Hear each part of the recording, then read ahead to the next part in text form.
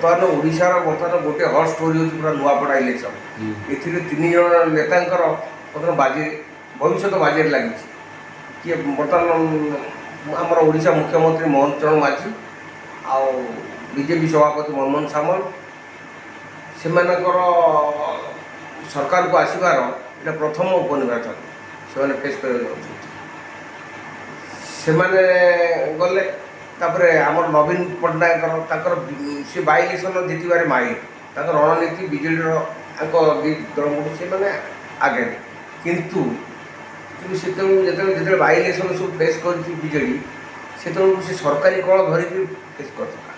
କିନ୍ତୁ ଆଜି ବିନା ସରକାରୀ କଳରେ ତାଙ୍କର କ'ଣ କରିପାରୁଛନ୍ତି ନୂଆପଡ଼ା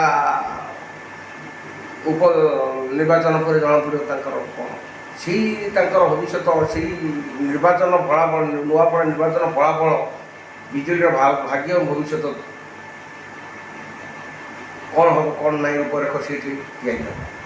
ରହିଲା କଂଗ୍ରେସର ବର୍ତ୍ତମାନ ପିସିସି ସଭାପତି ଭକ୍ତଚରଣ ଦାସ ସେ ବର୍ତ୍ତମାନ ଅକେଲାଚଲ ନୀତିରେ ଚାଲିଛନ୍ତି ଯେଉଁଥିପାଇଁ କି ତାଙ୍କର ଘାସିରାମ ମାଝୀ ସେଠି ଗୋଟେ ଜଣେ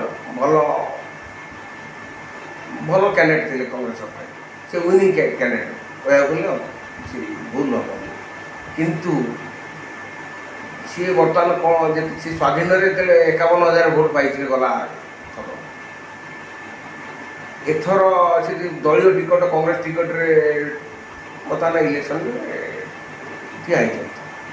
ବର୍ତ୍ତମାନ କଂଗ୍ରେସ ଭୋଟ୍ ସ୍ୱାଧୀନ ଭୋଟ୍ ମିଶିକିରି ସେ ବାଜି ମାରିନେବେ ବୋଲି ଏଇ ଆଶା କରିକିରି ଭକ୍ତଚରଣ ଦାସ ଅକେଲାଚଳ ନୀତି ଯେହେତୁ ତାଙ୍କ ସେ ସେଇ ସିଟ୍ରୁ 2 ଥର MP ହେଇଥିଲେ କଳାହାଣ୍ଡି ସେ ପାର୍ଲାମେଣ୍ଟ ସେଗମେଣ୍ଟରୁ ଯାଉଛି ନୂଆପଡ଼ାଟା ତେଣୁ ସେଥିରେ ବି ତାଙ୍କର ବି କିଛି ଭୋଟ୍ ଅଛି। ତେଣୁ ଏସବୁ ମିଶିକିରି ସିଏ ବାଜି ମାରି ନେଇଯିବେ ବୋଲି ସେ ଆଶା କରି ସେ ଏକଲାଚଳ ନୀତିରେ ଚାଲିଛନ୍ତି। ସେଥିପାଇଁ ବହୁତ କଂଗ୍ରେସ ନେତାମାନେ ବି ଅସନ୍ତୁଷ୍ଟ ଅଛନ୍ତି। ସେଇଟା ଗୋଟେ ରିକ୍ସ ନେଇଛନ୍ତି ଭକ୍ତବାବୁ ଗୋଟେ ବଡ଼ ରିକ୍ସ ନେଇଛନ୍ତି। ଯଦି ଜିତିଗଲେ ଏକଲା ହିରୋ ହେଇଯିବେ ଯଦି ହାରିଗଲେ ତାଙ୍କ ଉପରେ ଦଳ ଭିତରୁ ବଡ଼ କନ୍ଦଳ ସୃଷ୍ଟି ହେବ। ଇଏ ହେଉଛି ଆଜିର ସମୟରେ ବର୍ତ୍ତମାନ ସମୟରେ ନୂଆପଡ଼ାର ପରିସ୍ଥିତି। ଗ୍ରାଉଣ୍ଡ ଜିଲ୍ଲାରେ ବର୍ତ୍ତମାନ ଲୋକ ପଚାରୁଛନ୍ତି ବର୍ତ୍ତମାନ ନେତାଙ୍କୁ ଆମେ ଭୋଟ୍ ଦେଲେ ଆମ ପାଇଁ କିଏ କାମ କରିବ ଆମେ କାହାକୁ ଭୋଟ୍ ଦେବୁ କ'ଣ ପାଇଁ ଭୋଟ୍ ଦେବୁ କିଏ ଆଜି ତ ଆଜି ଦେଖିଲେ ନେତା ଯେ କାମ କରିବେ ସେମିତି ହେଲେ ତ କାହାକୁ ଦେଲେ ମାନେ ବର୍ତ୍ତମାନ ତ ସରକାରୀ ଦଳକୁ ଦେଲେ ଲୋକଙ୍କର କାମ ହେବ ଆଉ ବିରୋଧୀ ଦଳକୁ ଦେଲେ ତ ଲୋକଙ୍କର କାମ ହେବନି। ସେ ସରକାରୀ ଦଳ କରିବାକୁ ଗଲେ ସରକାରୀ ଦଳ ଡିଆଁ ପାଟା ମାରିଛି ସରକାରୀ କଳ ବର୍ତ୍ତମାନ ସେମାନଙ୍କ ନେତାମାନେ ଯାଇକି ସେମାନେ ବହୁତ ପ୍ରଚାର କରୁଛନ୍ତି ତାଙ୍କର ବି ବହୁତ ସରକାରୀ ଦଳ ଯଦି କାମ କରିବେ ବୋଲି ଲୋକ ଭାବି ପାରିଥାନ୍ତେ ତାହେଲେ ତାଙ୍କ ଦଳର କ୍ୟାଣ୍ଡିଡେଟ୍ ନାହିଁ ଆଙ୍କ ଦଳରୁ ଘୋଷାଡ଼ିକି ନେଇଛନ୍ତି ସେ କାହିଁକି ନେଲେ ଯେହେତୁ ତାଙ୍କର ଏଇ ଯେଉଁ ଶିକ୍ଷାଟା ଏଇଟା ସେ ବିଜେଡ଼ିଠୁ ଶିଖିଥିଲେ।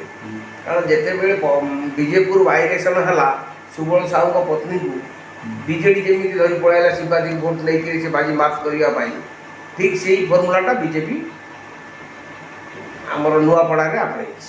ଯଦି ଆପଣେଇଛି ତାହେଲେ ସବୁ ଜିନିଷକୁ ଇଏ ଆପଣଉଛି ବିଜେଡ଼ିର କାମ କାର୍ଯ୍ୟକୁ ଇଏ କରୁଛି ସେ ଦଳ କରୁଛି ସେଥିରେ କଂଗ୍ରେସର ଭୂମିକା କେଉଁଠି ରହିବ ଆଙ୍କ ଭିତରେ ଲଢ଼େଇ ହେବ ନା କଂଗ୍ରେସ ତା ଭିତରେ କେଉଁଠି ଯିବ ତାଙ୍କର ବର୍ତ୍ତମାନ ବିଜେପିରେ ତାଙ୍କର ଜୋରସୋର ତାଙ୍କର ଲଢ଼େଇ ଚାଲିଛି ତା ଭିତରେ ଯେ କଂଗ୍ରେସ ବାଜି ମାରି ନ ନେଇଯିବ ତାରି ମାନେ କାରଣ ଏତେ ବର୍ତ୍ତମାନ ନୂଆପଡ଼ାରେ ଆଦିବାସୀ ଭୋଟଟା ହେଉଛି ମେନ୍ ନିର୍ଣ୍ଣାୟକ ଭୋଟ। ଆଦିବାସୀ ଭୋଟ ଯଦି ୱାନ୍ ସାଇଡ଼୍ ଭୋଟ ହେଇଯାଏ ତାହେଲେ କଂଗ୍ରେସ ପାଇଁ କିଛି ଅସୁବିଧା ହେବନି। କିନ୍ତୁ ଇଲେକ୍ସନରେ ତ ଏମାନେ ତାର ଦୁର୍ଗ ଭାଙ୍ଗିବା ପାଇଁ ସେମାନେ ଲାଗିଛନ୍ତି। ସବୁ ଭୋଟ ଯେମିତି ସ୍ୱାଧୀନ ଠିଆଇ ଯେମିତି ସବୁ ଭୋଟ ଇଏ 50-51,000 ଭୋଟ ପାଇଥିଲେ ସେ ଭୋଟଟା ତ ସିଏ ବଞ୍ଚେଇ ରଖିପାରିବେନି ପଶ୍ଚିମ କାଳେ ବାଇ ଇଲେକ୍ସନ୍ ଏଠି ସରକାରୀ କଳ ଲାଗୁଛି ମାନେ ସବୁ ଅର୍ଥ ବଳଠୁ ବାହୁବଳ ସବୁ ଏଠି ଲାଗିଛନ୍ତି ସବୁ ପାର୍ଟିର। ତେଣୁ ଏଠି ସେଇ ଭୋଟଟା ଯେ ଘାସିରାମ ପାଇବେ ଏର କିଛି ଗ୍ୟାରେଣ୍ଟି ନାହିଁ। ତେଣୁ ଫଳାଫଳ ଗୋଟେ ରୋଚକ ମୋଡ଼କୁ ଯାଇକି ପହଞ୍ଚିଛି। ବର୍ତ୍ତମାନ କ'ଣ ହେବ କ'ଣ ନାହିଁ ପଲିଟିକାଲ ସର୍ଭେ ରିପୋର୍ଟ ବର୍ତ୍ତମାନ କେହି ଜଜମେଣ୍ଟ କରିକି ଦେଇପାରୁନାହାନ୍ତି।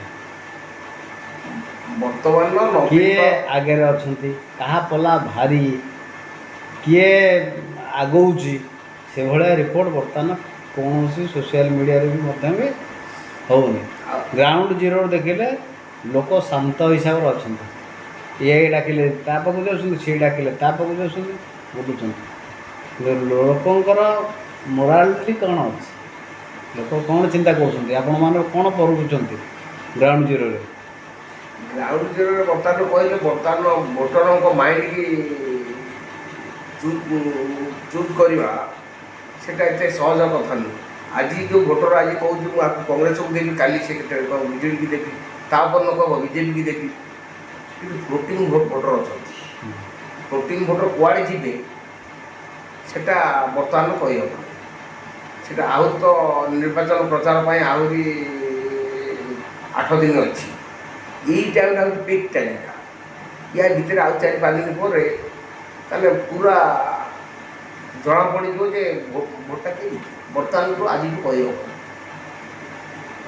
ବର୍ତ୍ତମାନଠୁ ତେଣୁ ସବୁ ଦଳ ସମସ୍ତେ ଜିଦ୍ ଜାନ୍ ଲଗେଇକିରି ସର୍ଭେ ତ 15 ଦିନ ଭିତରେ ଜଣା ପଡ଼ିବ ନା, 15 ଦିନ ଆଗରୁ କରିଦେବ ନା ସର୍ଭେ। ଆଉ କ'ଣ ସେଇଦିନ ସର୍ଭେ କରିବ କି? ସେଇଭଳି ତ କହିଲେ ତ ବିଜେଡ଼ି ଜିତିଥିଲା, ବିଜେଡ଼ି ସିଟ୍ଟା ତ ବିଜେଡ଼ି ଜିତିବ। ସେପରି କହିଲେ ତା ବିଜେଡ଼ି ଜିତିଥିଲା, ବିଜେଡ଼ି ସିଟ୍, ତେଣୁ ବିଜେଡ଼ି ତ ଜିତିବ। ତାହେଲେ ଏଥିରେ ପ୍ରଶ୍ନ ପଚାରିବା କେଉଁଟା ଆସିଲା? ଯେହେତୁ କ୍ୟାଣ୍ଡିଡେଟ୍ ଏପଟ ସେପଟ ହେଇଛନ୍ତି, ବିଜେଡ଼ିରୁ ଜର୍ଜ ହୋଲିକା ଯାଇ ବିଜେପିରେ ମିଶିଛନ୍ତି, ବିଜେପି କର୍ମୀ ଆକୁ ଗ୍ରହଣ ନାଇଁ, କରିପାରୁନାହାନ୍ତି। ଆମକୁ ଦଳୀୟ ହିସାବରେ ଆମେ ଦେଖିଲେ ହେବନି। ଆପଣ ଗ୍ରାଉଣ୍ଡ ଜିରୋରେ ପବ୍ଲିକଙ୍କ ମତାମତରୁ ସର୍ଭେ ରିପୋର୍ଟଟା ଜଣାପଡ଼େ। ପବ୍ଲିକ କ'ଣ ଓପିନିଅନ୍ ଦେଉଛନ୍ତି, ତାଙ୍କର ମତାମତ କ'ଣ, କେଉଁ ଯୁବ ଗୋଷ୍ଠୀ କ'ଣ ଦେଉଛନ୍ତି, ଛାତ୍ର ସମାଜ କ'ଣ ରିପୋର୍ଟ ଦେଉଛନ୍ତି, ବୃଦ୍ଧ ଲୋକ କି ଓପିନିଅନ୍ ଦେଉଛନ୍ତି, ସମସ୍ତଙ୍କ ମତାମତକୁ ନେଇକି ଜଣାପଡ଼େ କେଉଁ ଆଡ଼ିକି ଯିବ। ଆମର ଗ୍ରାଉଣ୍ଡ ଜିରୋରେ ଲୋକମାନେ କାମ କରୁଛନ୍ତି। ପ୍ରଥମେ କିଛି କାମ ସମସ୍ତେ ଆମର ପ୍ରଥମେ ଯେତେବେଳେ ଆମର ସେଟା ରିପୋର୍ଟ ନିଆହେଇଥିଲା, ସେ ପ୍ରଥମେ କଂଗ୍ରେସ 1ରେ ଥିଲା, ପ୍ରଥମରେ ଥିଲା। ତାପରେ ବିଜେପି 2ରେ ଥିଲା, ବିଜେଡ଼ି 3 ଥିଲା।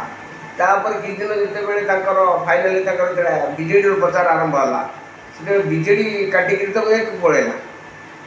ତେଣୁ ବର୍ତ୍ତମାନ ଉପର ତଳ ଚାଲିଛି।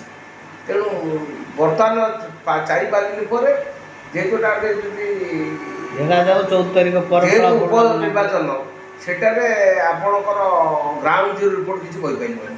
କାହିଁକି ନା ପ୍ରତି ରାତିରେ ପ୍ରତି ଘରେ ଲୋକ ତାଙ୍କ ପାଖେ ପ୍ରତି ଘର ପିଛା ନେତା ଜଗିଛନ୍ତି। ଆଜି ଇଏ ନେତା ଆଜି କହିଦେଇଛି, କାଲି ସେ ନେତା ଆସିକିରି ପଶିଗଲା। ତେଣୁ ସେତେବେଳେ ଚେଞ୍ଜ ହେବ।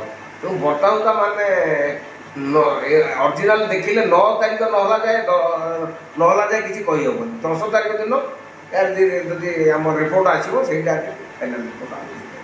କିନ୍ତୁ ଏଇ ଭୋଟରରେ ଆଜି ୟା ସାଙ୍ଗେ ବୁଲୁଛି, କାଲି ତା ସାଙ୍ଗେ ବୁଲୁଛି, ତା ସାଙ୍ଗେ ବୁଲୁଛି। କିନ୍ତୁ ପ୍ରତି ପାର୍ଟିର ପ୍ରତି ଘର ପିଛା ଗୋଟେ ନେତା ଜଗିଛନ୍ତି। ତମେ ଆଜି ଏଇ ନେତା ଜଗିଛି, କାଲି ଆଉ କେଉଁ ନେତା ପଶିଯିବ।